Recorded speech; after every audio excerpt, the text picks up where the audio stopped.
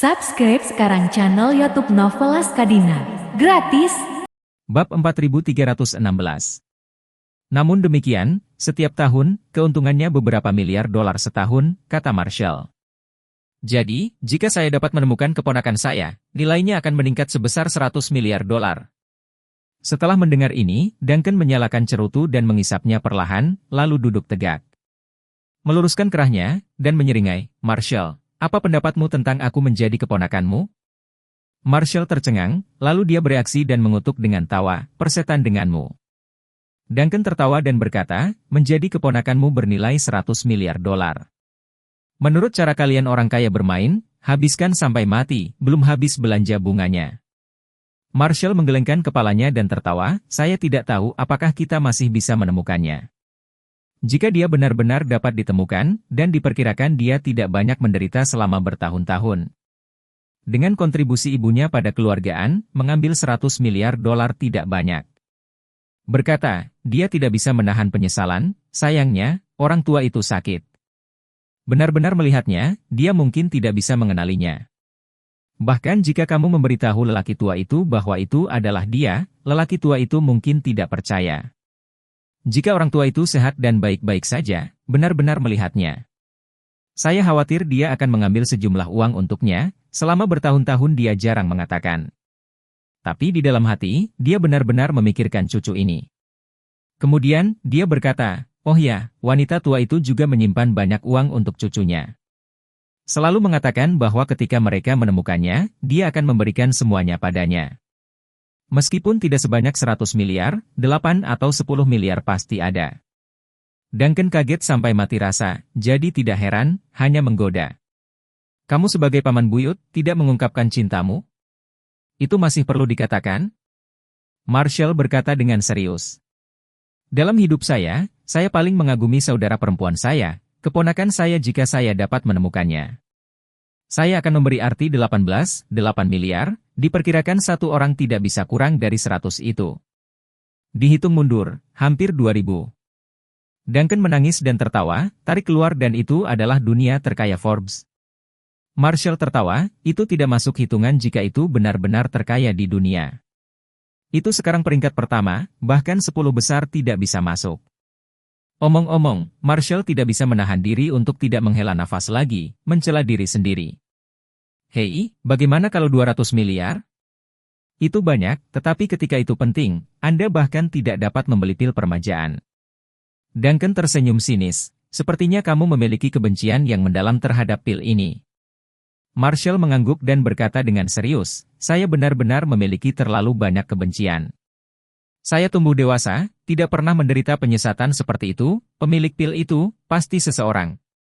Saya memberinya 370 miliar dolar, tetapi baginya, uang sebanyak itu tidak sebaik prinsipnya." Mengatakan itu, Marshall bertanya kepada Duncan, "Apakah Anda tahu bagaimana Douglas Fay, kekuatan Master Fay direbut oleh putranya?" "Tidak terlalu yakin." Duncan berkata, "Keluarga Fay juga tidak merilis berita apapun keluar. Mereka mengatakan kepada publik bahwa lelaki tua itu sudah sangat tua. Direksi setuju bahwa dia tidak cocok untuk kursi kepala keluarga. Tetapi saya tahu bahwa mereka pasti memanfaatkan kesempatan itu ketika orang tua itu pergi ke Tiongkok." Marshall mendengus, yang lebih tua hanyalah retorika, seluruh keluarga Fay yang lain adalah sampah. Gabungan tidak dapat dibandingkan dengan Master Fay yang berusia 90 tahun. Alasan sebenarnya di sini, adalah karena Tuan Fay juga pergi ke pelelangan pil permajaan. Dan dia membuka harganya menjadi 200 miliar dolar. Awalnya setelah saya diusir, itu seharusnya menjadi kesuksesannya dalam pelelangan. Tapi putranya, Dawson, mematahkan punggungnya, juga sama dengan mematahkan jalannya untuk hidup. Dengan kondisi kesehatan lelaki tua itu, saya pikir itu akan menjadi paling lama 1 tahun. Rumput. Duncan mengutuk, "Ini terlalu kejam. Jelas bahwa mereka tidak ingin orang tua itu hidup terlalu lama. Dan mereka tidak ingin orang tua itu menghabiskan terlalu banyak uang." "Ya." Marshall mengangguk dan berkata, "Jadi, masalah cucu Dawson diculik. Dan dimintai tebusan 200 miliar. Saya pikir itu cukup menarik setelah saya mendengar angin. Bukankah ini reinkarnasi surga yang bagus?" Bab 4317. Pada saat yang sama, kepala pelayan keluarga Fei, serta beberapa orang yang dicintainya. Kami segera mendekati keluarga internasional yang memiliki pesawat Concorde. Setelah kejadian ini, dosen tidak sabar untuk membeli Concorde untuk menghadapi kemungkinan keadaan darurat di masa depan. Karena, tanpa Concorde, dibutuhkan setidaknya 13 jam bagi keluarga Fei untuk mengirim seseorang dari New York ke Jepang. Tetapi dengan Concorde, dibutuhkan 5,5 jam untuk tiba. Dalam waktu normal, perbedaan 7 atau 8 jam bukanlah apa-apa. Tetapi jika itu adalah momen kritis, waktu ini cukup untuk menghasilkan terlalu banyak variabel. Karena pembelian Concorde adalah permintaan normal bagi keluarga Fei. Ini bukan rahasia, jadi orang-orang ini tidak menghindari orang. Pada dasarnya, mereka semua menemukan tempat yang relatif tenang, dan kemudian buru-buru mulai berkomunikasi melalui telepon. Staf perusahaan juga diam-diam bersaing satu sama lain. Siapapun yang dapat membantu keluarga Fei untuk mendapatkan Concorde sejak awal. Ini pasti akan menjadi pencapaian yang luar biasa. Ketika pelayan membawa jam tangan Richard Miller yang diberikan oleh Jesse kembali ke villa pertama, dia terkejut menemukan bahwa banyak orang terus-menerus ditelepon seolah-olah sesuatu yang besar sedang terjadi. Mengingat penjelasan Jesse, dia buru-buru menemukan asisten pria yang selalu tertarik padanya. Dan bahkan berulang kali mencoba untuk melangkah lebih jauh dengannya, dan bertanya dengan rasa ingin tahu. Robin, kenapa kamu belum pulang kerja dan istirahat? Pria yang bernama Robin Song adalah salah satu dari sedikit pria tercinta dari kepala pelayan keluarga Fei. Dan dia selalu menghargai kecantikan pelayan dan telah lama berpikir di dalam hatinya. Tetapi pelayan itu juga tahu bahwa dia hanya memikirkannya di area itu. Dan tidak ingin menikahinya dalam hubungan normal. Jadi dia tidak pernah memberinya kesempatan untuk melangkah lebih jauh. Robin tidak terkejut melihatnya saat ini, tetapi hanya tersenyum dan berkata, "Aku masih punya beberapa hal untuk diselesaikan, kenapa kamu tidak libur kerja?" Pembantu itu berkata, "Saya khawatir tentang kesehatan nenek. Dan datang untuk melihat apakah ada yang bisa saya lakukan untuk membantu." Robin tidak curiga, mengangguk, tidak melihat siapapun di sekitarnya, dan dengan sedikit senyum sembrono di wajahnya, dia berbicara. "Bagaimana kalau aku membawamu ke Las Vegas saat kau libur kerja untuk akhir pekan?" "Pergi ke Vegas?" Pelayan itu berkata dengan canggung, "Hanya kita berdua?" "Ya." Robin tertawa, "Tentu saja, hanya kami berdua. Baru-baru ini Beyoncé mengadakan pertunjukan besar di kasino Las Vegas, bukankah kamu selalu menyukainya? Aku akan membawamu ke sana untuk melihatnya dan bertemu dunia." Pelayan itu tidak mengatakan apa-apa, tetapi dia tidak bisa tidak membencinya di dalam hatinya. Jika di masa lalu, dia mendengar hal semacam ini, hatinya pasti sangat rindu. Tapi sekarang, bagaimana mungkin seorang Beyoncé masuk ke matanya? Menurutnya, dia akan menjadi menantu perempuan muda dari keluarga Kiao di masa depan. Jadi, dia hampir siap untuk mengatakan tidak di tempat. Namun, dia ingat instruksi Jesse, jadi dia sengaja meninggalkan mata ekstra. Menatap Robin sambil tersenyum dan berkata, "Jika ada kesempatan nyata, tentu saja saya tidak masalah. Tapi keluarga sekarang memiliki begitu banyak hal, kita tidak bisa mengambil cuti kerja sebentar, kan?" Robin membaca sepintas lalu berkata dengan santai, "Kami hanya pencari nafkah biasa. Kami harus istirahat ketika kami harus istirahat, tidak perlu terlalu khawatir tentang keluarga utama. Lagi pula, terkadang Anda ingin mengkhawatirkannya belum tentu giliran Anda. Ambil pelayanmu, misalnya, biasanya begitu banyak pelayan yang libur. Jika sesuatu terjadi dan semua orang tidak beristirahat. Semua berbondong-bondong ke kamar nenek, dia tidak tahan." Bab 4318. Pelayan itu mengangguk, "Apa yang kamu katakan tampaknya masuk akal." Robin berkata sambil tersenyum, "Begitulah adanya." Setelah mengatakan itu, dia merendahkan suaranya dan berkata kepada pelayan, "Saya sekarang berbicara tentang daftar besar, tetapi juga 2 hari ini dapat dinegosiasikan. Maka bonusnya pasti akan lebih sedikit, dan ketika saya mendapatkan bonus itu akan membawa Anda ke Las Vegas untuk menikmati beberapa hari." Pelayan itu membenci di dalam hatinya, tetapi bertanya dengan rasa ingin tahu. "Daftar besar apa ah? Ceritakan tentang itu, juga untuk memuaskan rasa ingin tahuku." Robin mengangkat alisnya dan tertawa. "Tuan ingin membeli Concorde, dan kebetulan saya kenal sebuah keluarga di Perancis.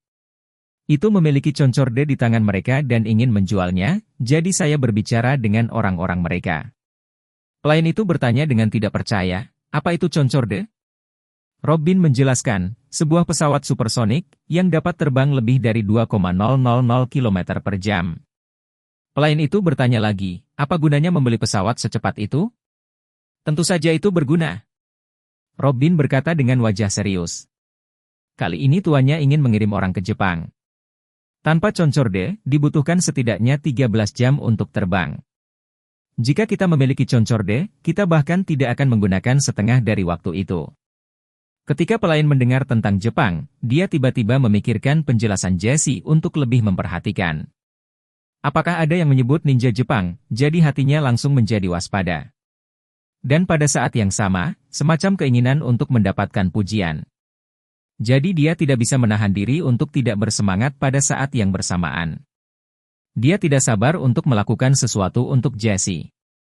Untuk membuktikan kepadanya bahwa meskipun dia berasal dari latar belakang rendah dan tidak terlalu banyak membaca, dia akan dapat melakukannya dengan baik dalam peran menantu perempuan muda dari keluarga Kiao di masa depan. Jadi, dia buru-buru bertanya dengan ragu. Ke Jepang? Itu tidak akan menemukan ninja itu atau semacamnya, kan? Robin sedikit tercengang, merasa sedikit terkejut. Tapi tidak terlalu memikirkannya untuk sementara waktu, jadi dia dengan santai berkata. Kamu tidak bisa mengatakan hal ini, cukup kenali dirimu sendiri. Pelayan itu sangat bersemangat sehingga dia menganggukkan kepalanya dan berkata. Ya saya tahu. Ngomong-ngomong Robin, aku harus pergi ke sisi nenek untuk melihat apa yang terjadi di Las Vegas. Beritahu saya kapan itu nyaman bagi Anda. Robin tersenyum, ya, saya akan membuat janji dengan Anda sebelumnya. Pelayan itu kemudian berkata, kalau begitu aku akan pergi dulu. Setelah mengatakan itu, dia berbalik dan pergi. Robin menatap punggung pelayan itu, matanya terfokus pada pinggangnya dan HP yang bergoyang ringan dari sisi ke sisi. Hatinya hanya bisa menghela nafas, pelacur kecil ini. Mungkin masih cewek. Untuk mulut bebek, kali ini tidak boleh membiarkan Anda terbang. Setelah pelayan pergi, dia tidak segera pergi ke kamar nenek buyut. Tapi langsung datang ke kamar mandi kosong, mengeluarkan ponselnya, mengirim pesan ke Jesse. Pesan itu berbunyi, Tuan Muda Kiao, saya baru saja bertanya, Tuan mengirim seseorang dengan pesawat ke Jepang untuk mencari ninja. Selain itu, saya mendengar bahwa dia berpikir pesawat biasa terbang terlalu lambat. Dan juga berencana membeli pesawat yang disebut Concorde. Setelah mengirim pesan ini, dia kemudian menekan tangannya ke dadanya. Menunggu dengan antisipasi untuk kekasihnya mengirim pujiannya. Namun, dia tidak menunggu jawaban Jesse. Karena, ketika Jesse melihat pesan ini, seluruh orang langsung melompat dari tempat tidur. Jantungnya hampir melompat keluar dari tenggorokannya. Pada saat ini, dia melihat telepon dengan wajah penuh kepanikan. Bergumam pelan, SHT, ini sudah berakhir. Kali ini benar-benar berakhir. Bab 4319. Jesse tahu betul di dalam hatinya bahwa begitu keluarga Fei mulai menyelidiki garis ninja, akan mudah untuk menemukan petunjuk tentang Ninja Iga. Dia tidak bisa tidak berkata pada dirinya sendiri, bagaimana Ninja Iga akan cocok untuk keluarga Fei. Dan ketika mereka menghadapi keluarga Fei, mereka pasti akan mengakui semuanya tanpa ragu-ragu. Keluarga Fei kemudian akan mulai mundur dari Ninja Iga, dan tidak akan lama untuk menemukan kepalaku. Meskipun saya menggunakan identitas palsu ketika saya menghubungi Ninja Iga. 40 juta dolar yang kusebut Ninja Iga bukanlah uang palsu. Selama keluarga Fei mulai dengan asal-usul uang dan sedikit menyelidiki hulu, itu pasti akan menuntunku. Pada saat itu, bagaimana saya menjelaskan kepada keluarga Fei? Aku bilang aku tidak bersalah? Apakah mereka percaya? Tentu saja tidak. Kalau begitu aku hanya bisa mengatakan yang sebenarnya kepada mereka, aku sebenarnya membantu Randall menemukan seorang ninja. Tujuannya adalah untuk menculik bintang besar Saragu. Keluarga Fei juga tidak boleh percaya, di mata mereka. Tuan muda mereka adalah naga di antara manusia, bagaimana dia bisa menjadi iblis manusia? Kalau begitu, aku harus mengungkapkan semua yang dia lakukan, dan semua informasi yang kumiliki. Tapi apa gunanya itu? Hal pertama yang akan dilakukan keluarga Fei. Ketika mereka mengetahui bahwa tuan muda mereka adalah iblis manusia. Apakah untuk membunuhku agar kebenaran bisa terkubur sepenuhnya? Itu hanya akan membuatku mati lebih cepat. Memikirkan hal ini, Jesse menggertakkan giginya dan berkata dengan suara tegas. Sepertinya jika aku ingin hidup, satu-satunya cara adalah lari sebelum keluarga Fei menemukanku.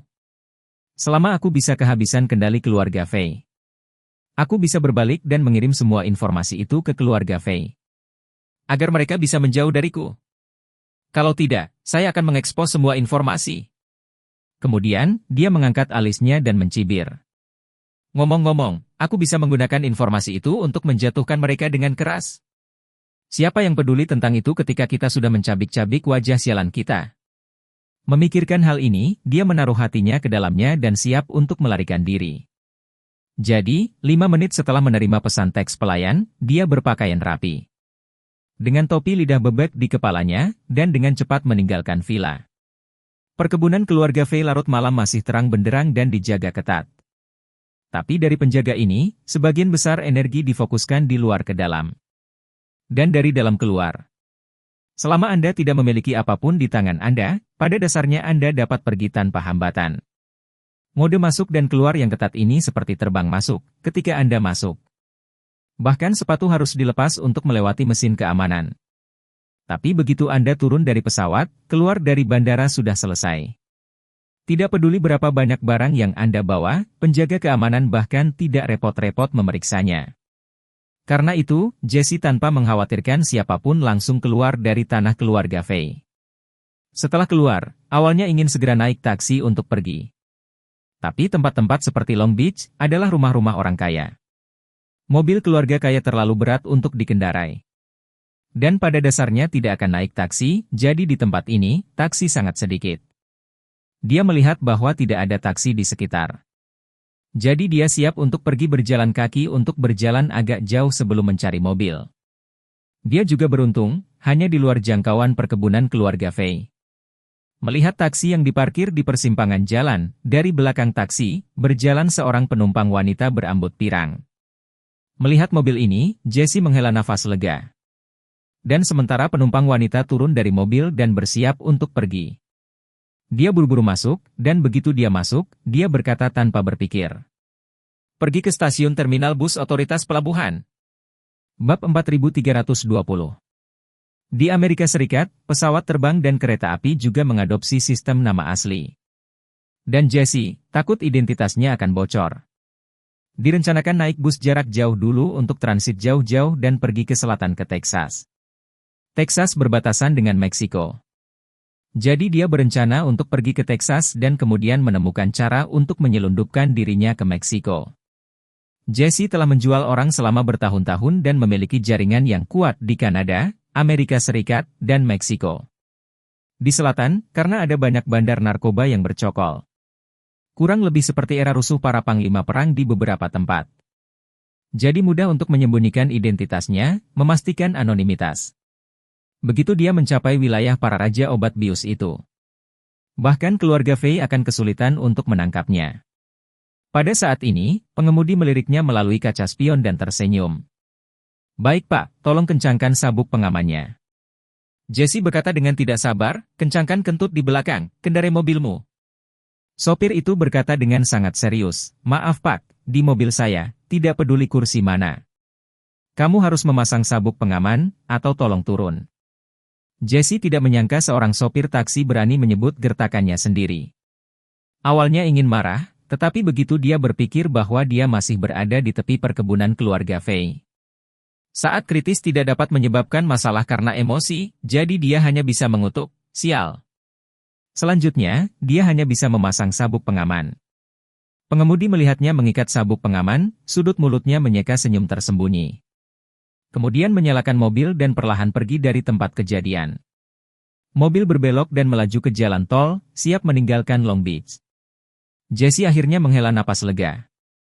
Dan kemudian dia mengeluarkan ponselnya dan mulai memeriksa jadwal bus jarak jauh di malam hari. Tapi dia tidak menyangka bahwa mobil itu melaju begitu saja tidak lebih jauh.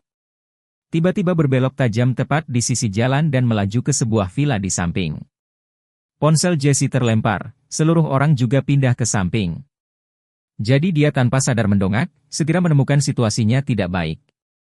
Pikiran pertama adalah membuka sabuk pengaman untuk melompat keluar dari mobil untuk melarikan diri. Tapi dia menekan saklar sabuk pengaman hanya untuk menemukan bahwa itu tidak bisa dibuka.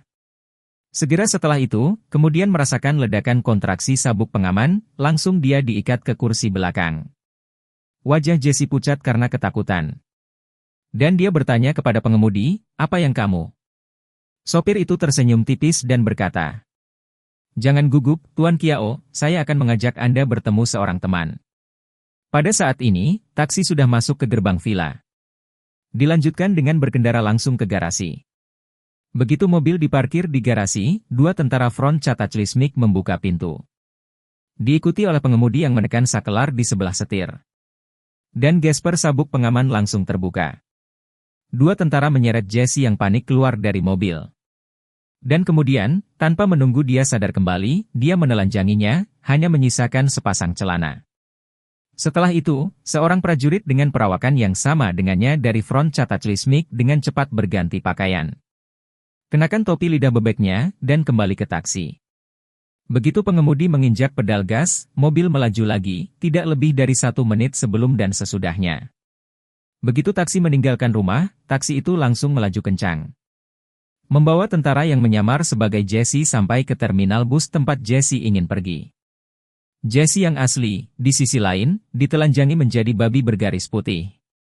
Dan diseret langsung ke ruang bawah tanah oleh dua prajurit front. Dalam perjalanan, Jesse bertanya dengan ketakutan yang tak tertandingi. "Kakak-kakak laki-laki. Kalian? Siapa kamu?